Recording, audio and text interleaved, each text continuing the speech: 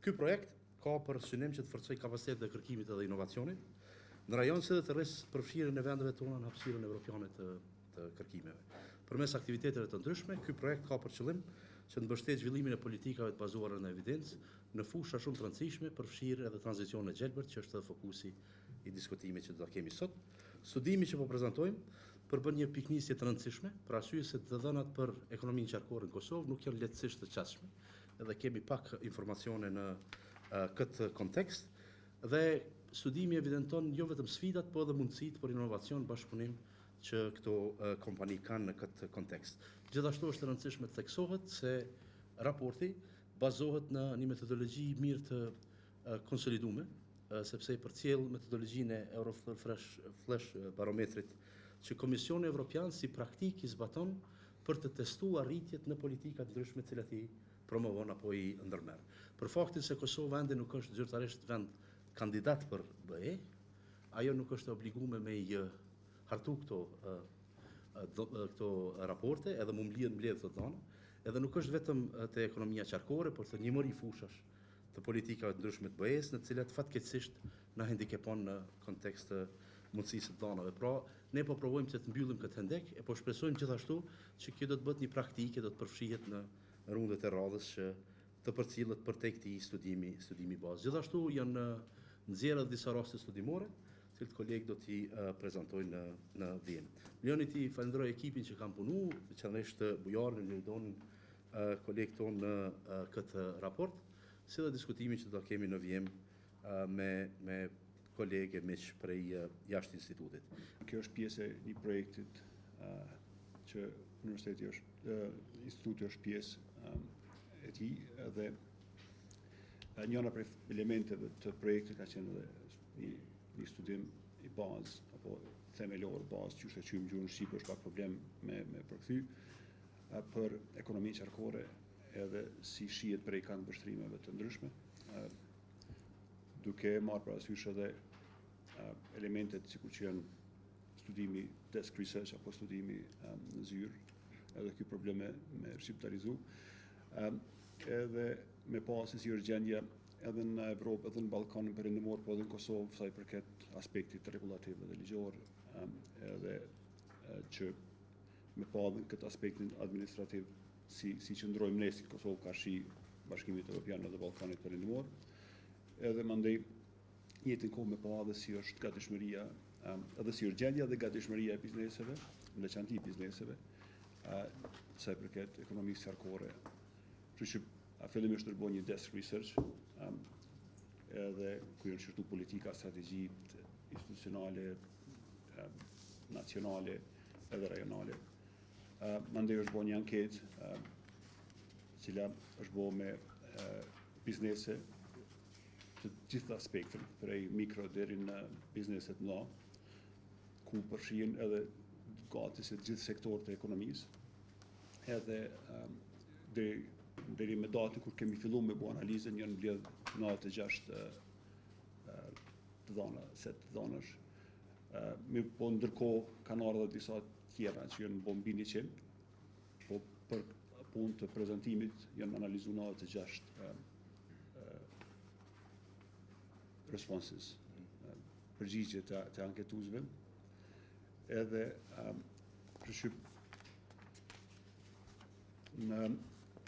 do të tentojmë me prezentu ato që e kemi gjetna në dy forma, pak prezentim deskriptiv, duke i prezentuar rezultatet e vlerësimit ashtu që kanë ardhur, po në komente ka dhe vlerësime kur i kemi bërë cross tabulation të rezultateve, se si segmente caktuar të industrisë kanë pas preferenca caktuara në njërin prej apo tjetrin prej praktikave të ekonomisë qarkore. Edhe kështu që mos më hup kohë, unë kisha filluar me prezentu fillimisht sektorët, domethënë dikur më shumë e dikur më pak, po pavarësisht prej edhe përbërjes së sektorëve, prej bujqësisë deri te shërbimet jo publike, që shumica e tyre janë profesionale, shkencore, ekonomike, financiare, kështu që ka një përfshirje të madhe të gjithë sektorëve të ekonomisë në anketë në Mostër. Mandej rezultatet sa i përket masisë së kompanive apo ndërmarrjeve dallojnë prej kompanive mikro, domthonë deri te ato të mëdha. Realisht për neve të mëdha, mbi 250, realisht kanë qenë 2 kompani. Ashtu nuk kemi shumë në Kosovë të llojit të tillë, po dominon kryesisht kompanitë mikro deri në punëtor, ndërsa sa i përket qarkullimit të tyre vjetor, një pjesa më e madhe e tyre e kanë qarkullimin, kur thon pjesa më e madhe, në 90% të tyre që kanë deklaruar qarkullim deri në 50.000 euro, që i vjen segmenti i kompanive mikro. Edhe mandej ajo është e shpërndarme simas deri në mbi 15 milion, që prapë janë ato 2 kompanitë e mëdha që kanë deklaruar që kanë qarkullim të tillë. Për kompanive që janë anketu, kryesisht janë kompani që janë themelu në më shumë se gjysma, domthonë gati gjysma, janë themelu në 10 vitet e fundit. Mosha apo mesatarja e vjetëve që operojnë kompanitë janë 11.4 vjet. Pra, po flasim atyre që i kemi anketu. Ma e vjetra është themeluar në vitin 87, ndërsa ma e ri janë 2024. Edhe që ato një pjesë e madhe mirën me shërbime, që kanë dalë 40% atyre që janë anketu mirën me shërbime, 1/3, pak më shumë se 1/3 realisht me shërbime dhe produkte bashkë 40%, 1/3 me shërbime, e 26% vetëm me produkte. Edhe pjesa më e madhe e tyre ju shet drejt për drejt konsumatorëve, edhe 60% tyre bashkëpunojnë edhe me kompani tjera në zinxhirin e tyre të vlerës, ndërsa 27% për tyre furnizojnë institucionet publike. Jo mundu me paraqit një gjendje duke e pas Kosovën me barës të ngjyrë të hirit, ndërsa me ngjyrë të kaltër të Ballkanit Perëndimor dhe ngjyrë të kuqe, këto pikat e kuqe janë Bashkimi Evropian, që me krahasu edhe me vendet në rajon se ku qëndrojmë ne me secilin prej elementeve, edhe ku është mesatarja e Bashkimit Evropian, mesatarja e Ballkanit Perëndimor dhe Bashkimit Evropian. Edhe njëra për elementet që vrejet shumë nga bizneset kosovare është mungesa e ekspertizës teknike të tyre. Edhe tash një shtridhje në Kosovë që është kemi prej 29 deri në 85%, tregojnë që ka një përparim sa i përket aplikimit të aspekteve të ekonomisë qarkore në punën e tyre të përditshme. Çka ka qenë interesant kur kemi bë krahasimin ndër tabelar, industria për shembull e ka identifikuar si energjin element me cilin fokusohet shumë në kursim, edhe 1/3 prej tyre tentojnë me zvogëlu edhe shpenzime tjera, pas ata shkenzimet, po shpenzime të tjera në materiale, për shembull. Tjetër është që një pyetje tjetër ka qenë shumë interesant është çka planifikojnë në 2 vitet e ardhshme me ndërmarrjet Kosovës, kompanitë Kosovë, që trendi është pak a shumë i ngjashëm me çka kanë bënë deri në 2 vitet e kaluara. Pra fokusi është në kursimin e energjisë, që është rrit në esencë, 43% planifikojnë të kursejnë në energji. Çka është interesant kur e kemi bërë krahasimin me sektorëve edhe veprimeve, ka dalë që sektori i shërbimeve planifikon të fokusohet më shumë në rritjen e investimeve në energji të ripërtëritshme. Dikon prej 3% në 40% është dallimi në çastin e tyre para 2 vite edhe në 2 vitet e ardhshme. Ndërmarrjet e mëdha, vazhdojnë prapë të planifikojnë të kursejnë materiale edhe energji në 2 vitet e ardhshme. Një tjetër element që ka qenë pjesë e anketës ka qenë se si ndikon veprimet që kanë ndërmarrë kompanitë në kostin e tyre të prodhimit, edhe kanë pas alternativa, ndikon pak, ndikon shumë, e ul kostin shumë, e ul kostin pak, nuk e ul fare, e ul pak.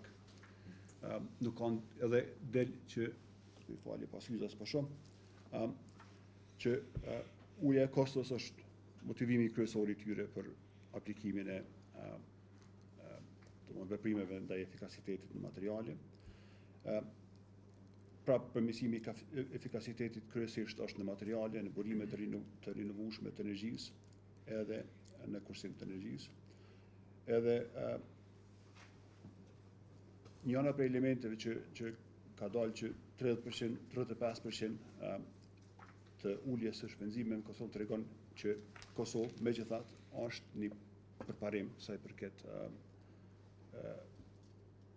trendit edhe në Ballkanin Perëndimor, edhe në Evropë, dhe se shihet gati se trendi është pak a shumë i njëjtë, mirë po ne jemi pak sa me vonesë në përcjelljen e hapit. Sa i përket investimeve mesatare vjetore të 2 viteve të kaluara në krahasim me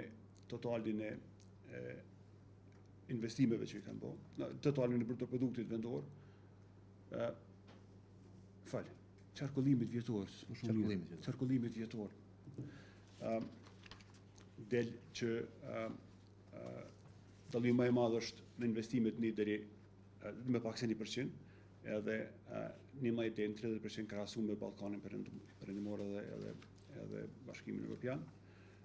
Kjo tregon se një numër i vogël i kompanive janë specializuar, edhe ato janë ato që bojnë atë ndryshim më të madh në Kosovë. Edhe tjetra është që shumica e kompanive janë ende në fazën e hershme të zhvillimit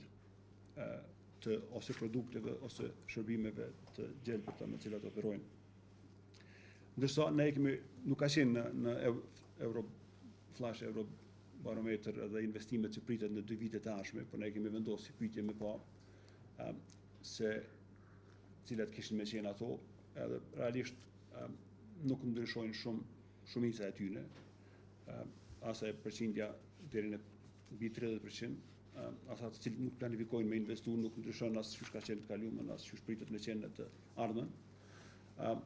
Por ka megjithatë një farë tendence të rritjes së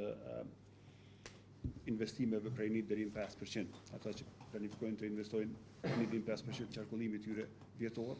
tentojnë me rritat në 2 vitet e ardhshme. Tjetër element që është analizu ka qenë cilat janë mbështetjet ose në çka mbështeten kompanitë për të qenë më efikas në burime. Edhe del që në Kosovë mbështetja më e madhe e tyre është në burimet e tyre vetanake. Dikon 70%. Vetëm 12% të bizneseve kanë deklaruar që mbështeten prej burimeve të jashtme të tjera. Edhe që është interesant, për shembull që tash varet prej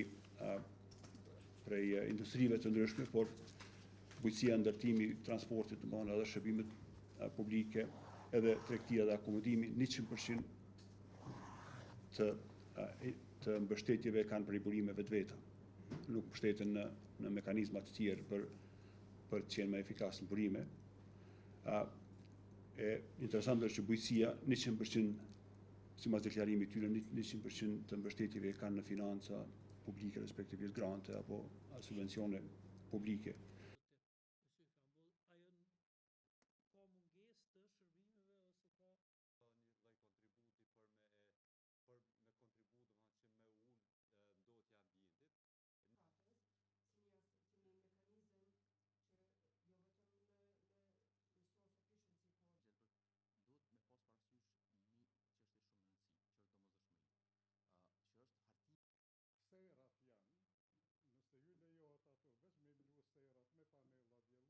Mirë, po në qoftë se na nuk i ndërmarrim disa hapa, kompanitë tona kanë me pas